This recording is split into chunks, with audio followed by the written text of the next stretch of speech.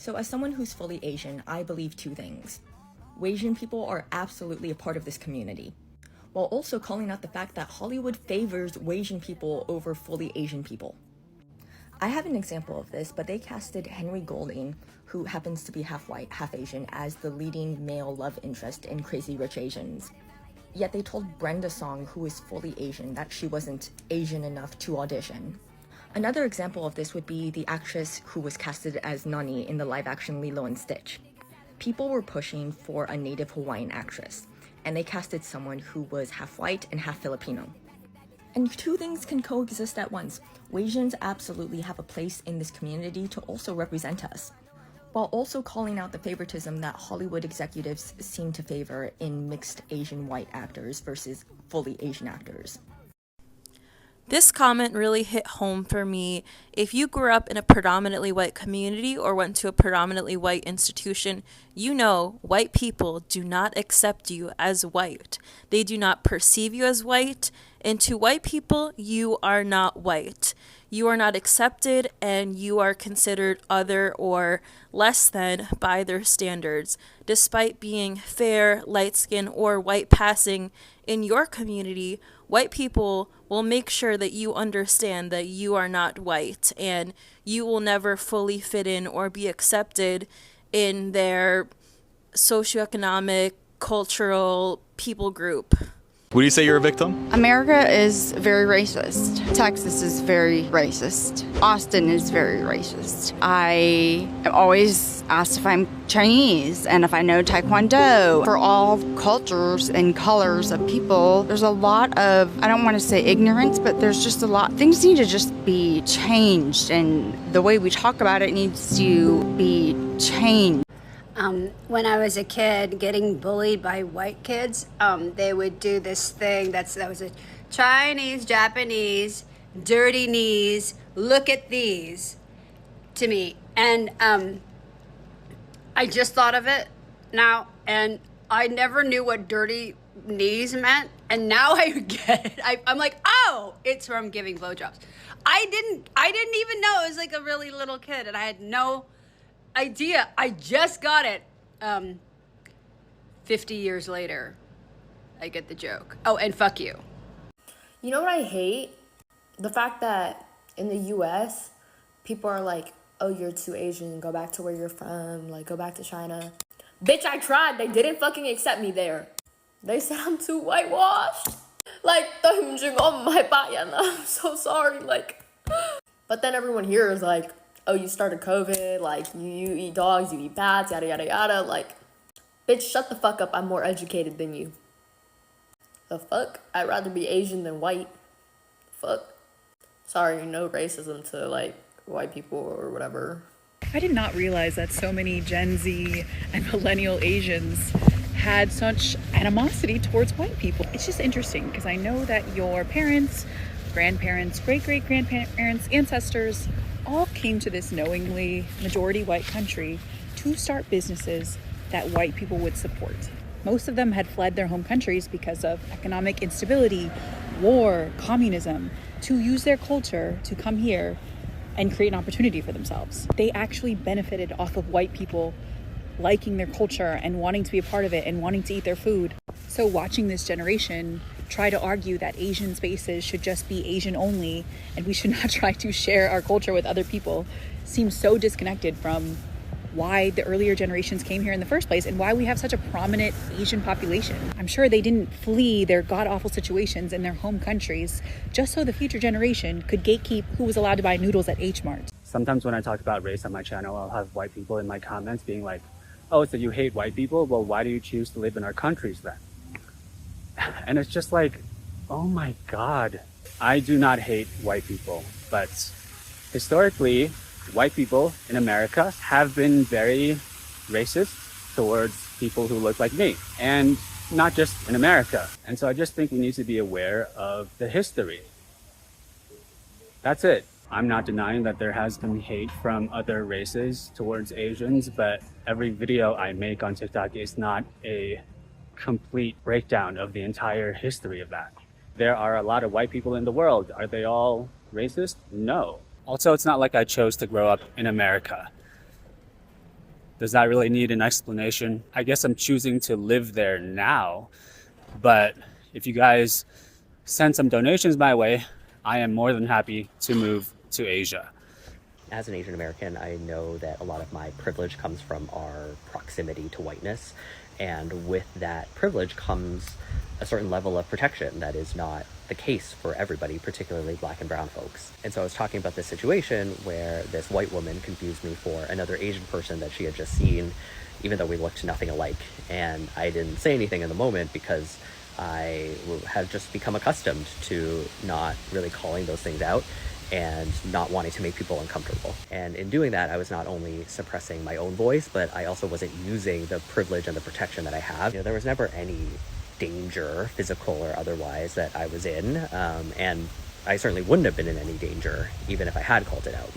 She would have just been uncomfortable probably and maybe thought twice about doing that in the future. But that's not the case for everybody in every situation, especially for Black and brown folks who call out the very real racism that they see every day. There are a lot of problems with anti-Blackness in the Asian community. And so as I am trying to, consciously relearn the way that I should handle these kinds of interactions, I'm glad that a lot of folks are rightfully calling out that it is incumbent upon me and other Asian Americans who have this proximity to whiteness and this privilege to speak out when we ourselves are not in danger in a way that other folks might be. It's so wild living in New York as an Asian because I grew up in a very white suburban neighborhood in Canada, and I'm not saying that every white suburban neighborhood is racist, but the one that I grew up in definitely was.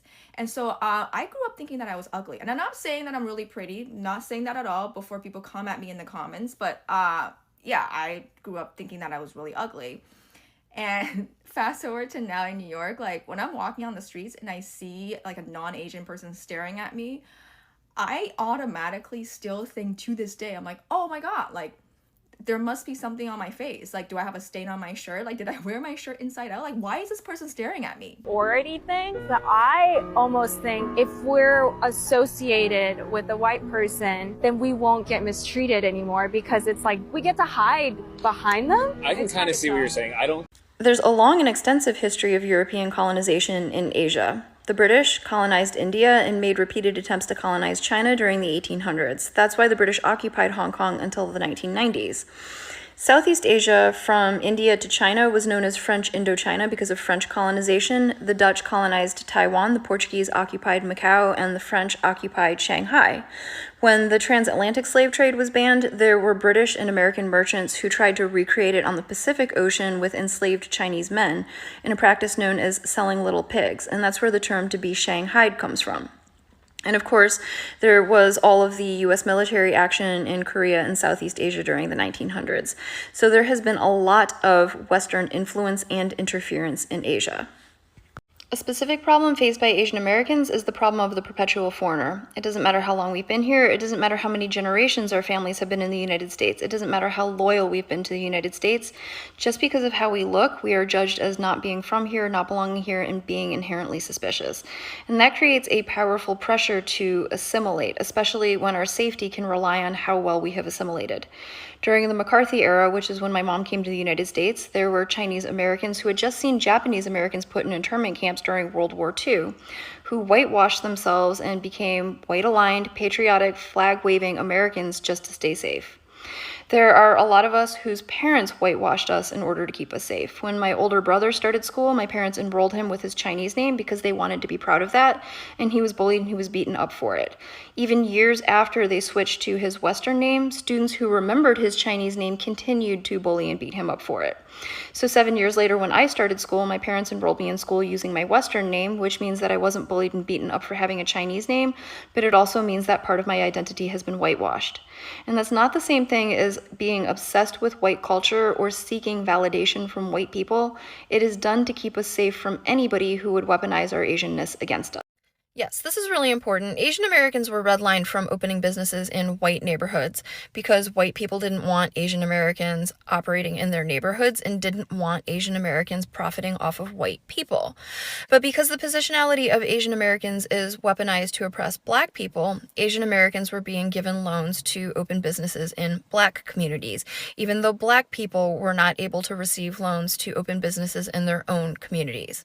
And as I've said before, as a result of this, Black wealth is essentially paid out twice when it goes to Asian American businesses. Once when the individual pays for the goods or services, and then again when the Asian American business owner removes the profit from the community. Because usually people open businesses in their own communities, and this is mutually beneficial, where the business owner is making a livelihood off of providing goods and services to their community. And by being a member of the community, they're contributing and they're investing back into the community. This is an ideal situation, and that is not what happens with Asian American businesses operating in Black communities. Hi everyone, welcome back to my channel. Before we get into today's conversation, make sure to like this video, subscribe to the channel, and drop your thoughts in the comment section. Now, let's get into it. What happens when a community begins to question an identity that society has repeatedly assigned to them? For some Asian American, a difficult conversation is becoming more visible. Where exactly do we fit within American racial system? For years, Asian Americans have sometimes been described as a model minority, a label that sounds positive on the surface. It suggests that Asian Americans are hardworking, successful, educated, and economically prosperous. But here is the problem. A label can sound like a compliment while still hiding the reality of millions of individual experience. Not every Asian American has the same background. Not every Asian American has the same economic situation. Not every Asian American has the same political belief. And not every Asian American experiences American in the same way. Some people are now questioning whether the idea of being considered almost white was even ever an accurate description of their experience in the first place. And this is where the conversation becomes more uncomfortable, because being successful in some certain area does not automatically erase racial identity or discrimination. A person can be highly educated and still experience prejudice. A family can be financially successful and still face stereotypes. Someone can be born into or born in America and still be asked, where did you really belong? Or where are you from? Or where are you really from? And then there is the issue of perception. Many Asian Americans are asking whether the society truly sees them as part of the dominant racial group, or whether they are simply treated differently depending on the situation. And this is where some people are experiencing what it feels like reality check, right? Because maybe the question is not simply, are you Asian American white? Maybe the bigger question is, who gets to decide how people are seen? Is it the individual? Is it the society? Is it the media? Or is it the politics? Or is it a complicated, combination of all these things? What do you think? But that aside, let's pause for a moment. If you know you are enjoying this discussion so far, take a second to, like the video, subscribe to the channel, and drop your comments or drop your thoughts on the comment section. Now, one thing is clear. But what do you think? Do you think Asian Americans have been placed into complicated situation within the American racial system? What do you guys think? Now, one thing we have to be careful about is that is about, making sweeping statements. Asian American are not one single group. They are not one single group. The experience of a Japanese American family may be different from the one of Korean American, Chinese American, Filipino American, Vietnamese American, Indian American, or other Asian American community, because their history are different, their culture are different, their immigration story are different, their experience with discrimination is also different. So when we talk about Asian American race, we are talking about a very diverse population. But despite those differences, many people are asking similar questions about belonging. Am I seen as an American? Am I seen as a minority? Am I accepted only when I fit a certain image? And why does society sometimes treat racial identity as if it can change?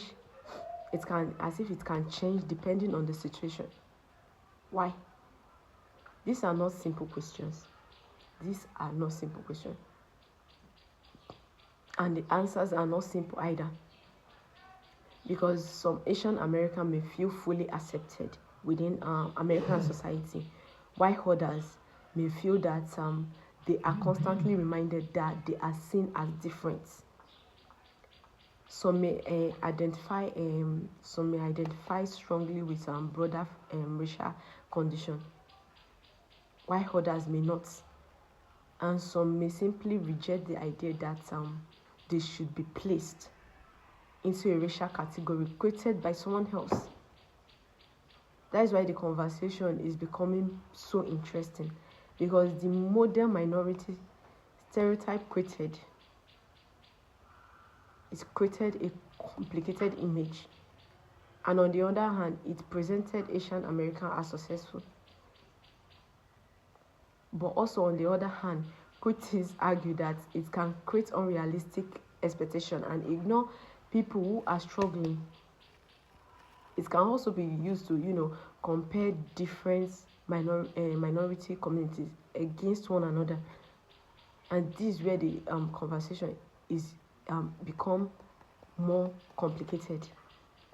One group may hear, you are successful, so racism cannot affect you. Another group may hear, why can't you be more successful? And suddenly, instead of addressing inequality, community can end up being placed against each other or one another. But the reality is that people can experience both privilege and discrimination in different ways. Life is not always one simple category. A person can have advantage in one area and face disadvantage in another. A community can be praised in one moment and stereotyped in another. And that is why this discussion deserves more simple headlines.